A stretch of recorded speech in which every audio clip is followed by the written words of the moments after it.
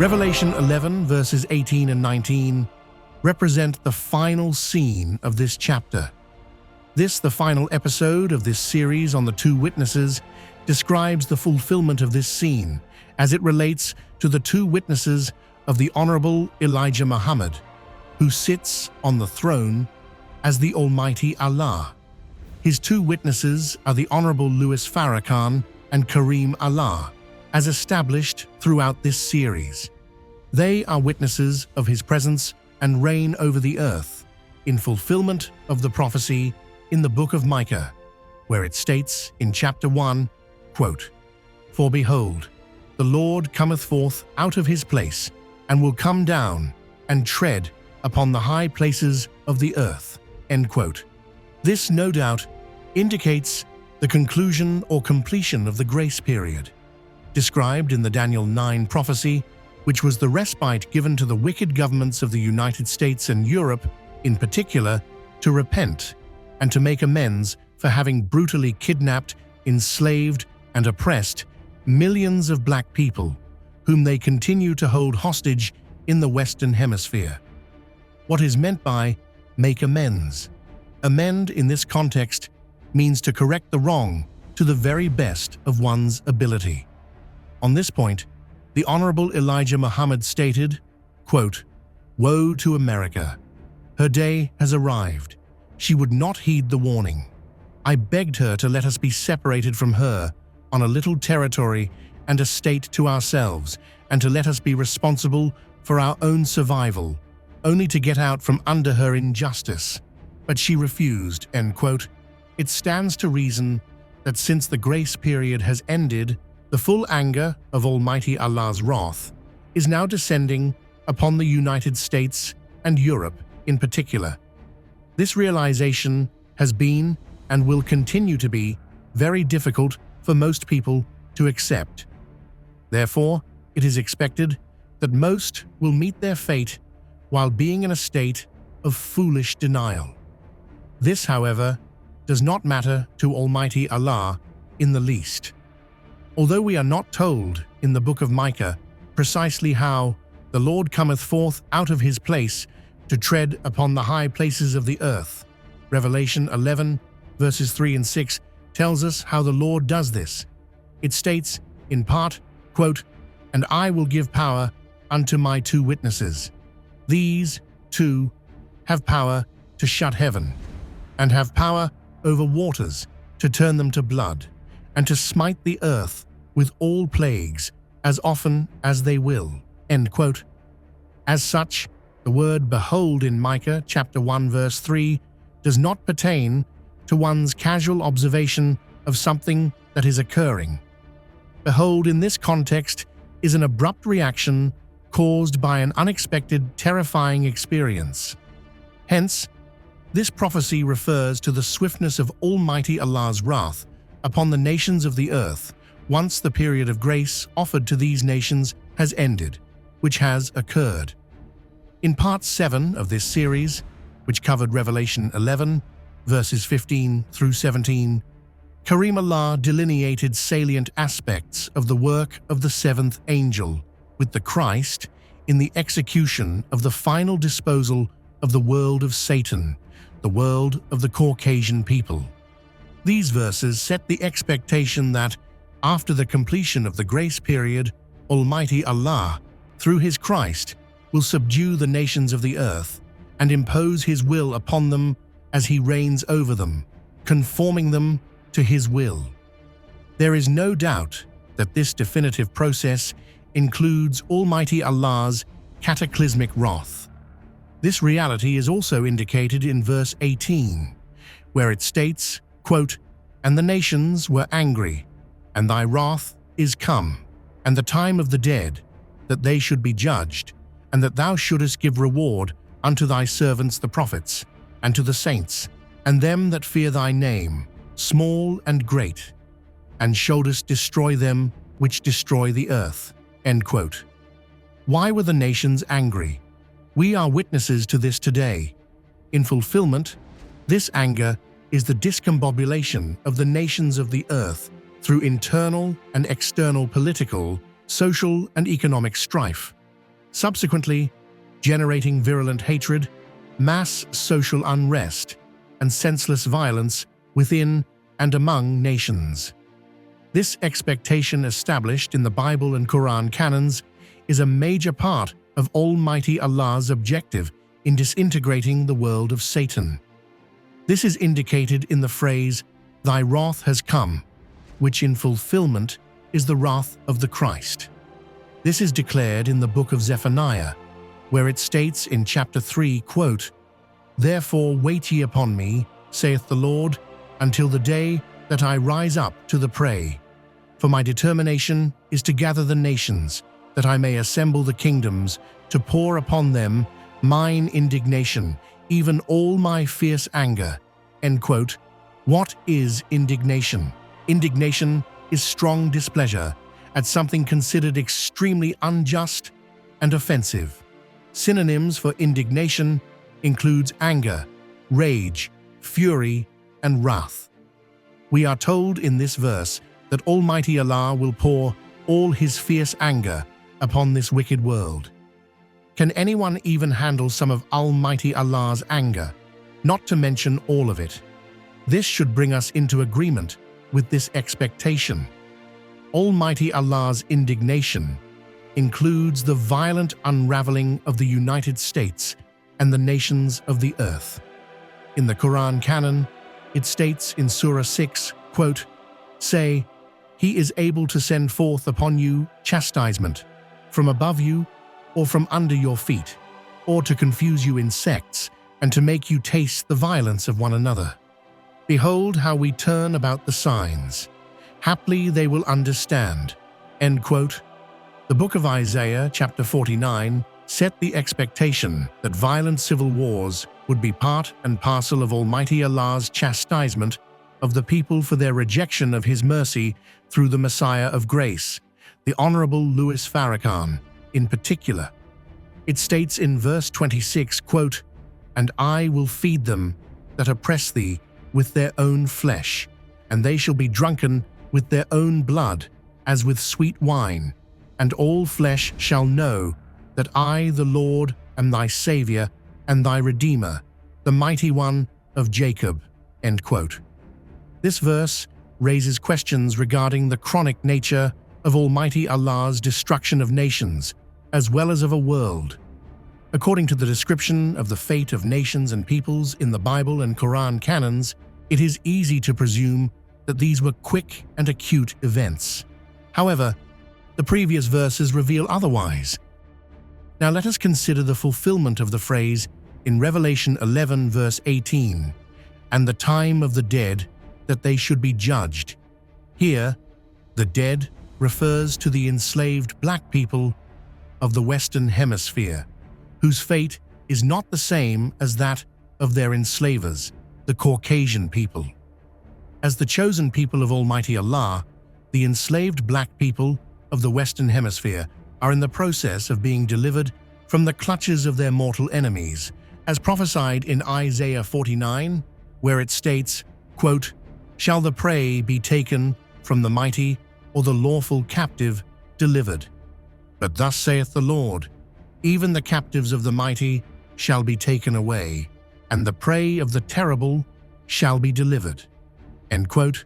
This also encompasses the phrase in Revelation 11, verse 18, "And shouldest destroy them which destroy the earth." There is no doubt that the inhumane and sadistically greedy nature of the Caucasian people has caused immense environmental contamination, which has severely increased early mortality among the Earth's inhabitants. Hardly anyone today can live beyond 60 years of age without having to confront chronic sicknesses and life-threatening diseases. Let us move to the phrase in Revelation 11, verse 18, "And that thou shouldest give reward unto thy servants the prophets, and to the saints, and them that fear thy name, small and great." How is this fulfilled? What reward do the prophets, saints, and those who fear His name receive from Almighty Allah? What is a reward? What is the difference between an award and a reward? An award is an acknowledgement of some measure of distinction, such as an outstanding performance in film, music, etc. In the United States in particular, there are numerous annually televised award shows, most involving the entertainment industry. A reward, however, is given in exchange for one's efforts in accomplishing a particular objective or goal. For example, people sometimes offer a reward for finding lost pets. As such, a reward is usually predetermined, as it relates to the specific goal and to the form of the reward. A reward is not always money. Therefore, the reward of the prophets and saints is the eventual realization of Almighty Allah's promise regarding the deliverance of His chosen people and the establishment of His eternal kingdom through them. As stated in Part 6 of this series, the fulfillment of the visions given to the prophets completes and seals the messianic prophecies. In the Quran canon, it states in Surah 39, quote, "And the earth beams with the light of its Lord, and the book is laid down, and the prophets and the witnesses are brought up, and judgment is given between them with justice, and they are not wronged." End quote. This is the reward of the prophets for their steadfastness through rejection, vilification, and for some, their deaths at the hands of Almighty Allah's enemies. The reward of the saints is similar. Here, however, saints refer to martyrs. Who are these martyrs? The martyrs are hundreds of millions of black people who died at the hands of the Caucasian people during the last 470 years in particular. At the hands of also includes the Caucasian people's diabolical social engineering schemes that were always intended to produce bloodshed, known as black-on-black crime, among black people. Such schemes continue to plague black people and black communities. Hence, the prey must be taken from the mighty and the terrible, as stated in Isaiah 49, verse 25. The phrase, "and them that fear thy name, small and great," in Revelation 11, verse 18, refers to those who come into the knowledge of the presence and work of the Christ in eliminating this world of evil, and then are willing to submit to the divine requirements placed on them through such knowledge.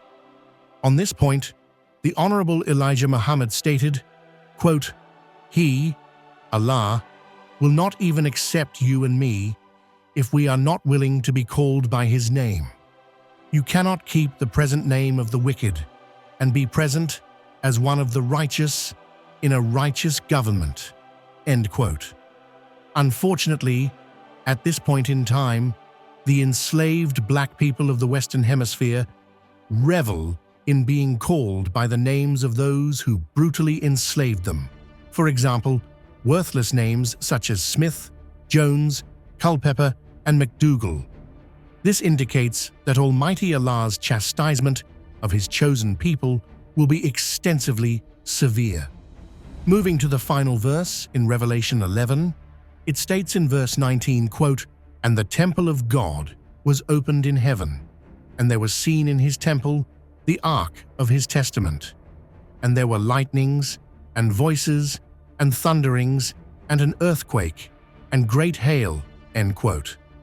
For the sake of clarity, this verse is best understood in the same context as Revelation 8, verse 5, which states, quote, "And the angel took the censer and filled it with fire of the altar and cast it into the earth, and there were voices and thunderings and lightnings and an earthquake." End quote. In Part 7 of the Daniel 9 prophecy series, Kareem Allah explained the meaning and fulfillment of this verse. Let us consider the fulfillment of the phrase in Revelation 11, verse 19. "And the temple of God was opened in heaven." What is meant by the temple of God? The phrase temple of God has two connotations. The first connotation aligns with the first verse in Revelation 11, where this phrase is also used. It states, in part, quote, "And there was given me a reed like unto a rod, and the angel stood saying, "Rise and measure the temple of God." End quote. In part 2 of this series on the two witnesses in Revelation 11, Karriem Allah explained how the temple of God referred to the enslaved black people of the Western Hemisphere. As such, the meaning of opened in heaven involves the end of the 70-year grace period, wherein their deliverance from the clutches of their mortal enemies, the Caucasian people, is fully realized. The end of the 70-year grace period consummates the messianic prophecies of the prophets, which is the complete fulfillment of the vision of Mr. Yaqub. This is what is meant by the phrase in verse 19 of Revelation 11, "the ark of his testament." A testament is a final statement. This solidifies the end of the Caucasian people's rule over the earth's inhabitants. This leads to the second connotation of the phrase Temple of God. Most people would agree that, in this context, the Temple of God refers to the earth and not to physical buildings. This is correct. As such, the fulfillment of this verse includes the realization of the expectation that the Great Mother Plane and its 1,500 small aircrafts, known as baby planes, are to descend from above to pour destruction upon the wicked inhabitants of the earth. This is indicated in the phrase, "and there were voices, and thunderings, and lightnings, and an earthquake." The Honorable Elijah Muhammad states on this sobering subject, quote, "The mother plane was made to destroy this world of evil and to show the wisdom and mighty power of the God who came to destroy an old world and set up a new world." In Ezekiel's vision concerning the wheel, he said that they hear the voice of one tell the other to take coals of fire and to scatter it over the cities. This means bombs. It could mean fire too, however. The plane is to drop bombs which would automatically be timed to burrow quickly to a position of 1 mile below the surface of the earth, where they are timed to explode. There is no known equal to the mother plane. This is the reason why she is called the mother plane, end quote. The United States government is very much aware of the Great Mother Plane, its insurmountable capabilities, and its builder, the Supreme Being, Master Fard Muhammad. The United States government and the nations of the earth are also aware that Almighty Allah does not have to use the Great Mother Plane to completely eradicate their wicked world. The Honorable Elijah Muhammad stated, quote, "The forces of nature are great weapons as we see them in play upon America. Storms after storms of snow and ice are rolling in from the north and are pushing great drifts that are just covering up everything. What can you do with a God like that?" End quote. The answer is absolutely nothing.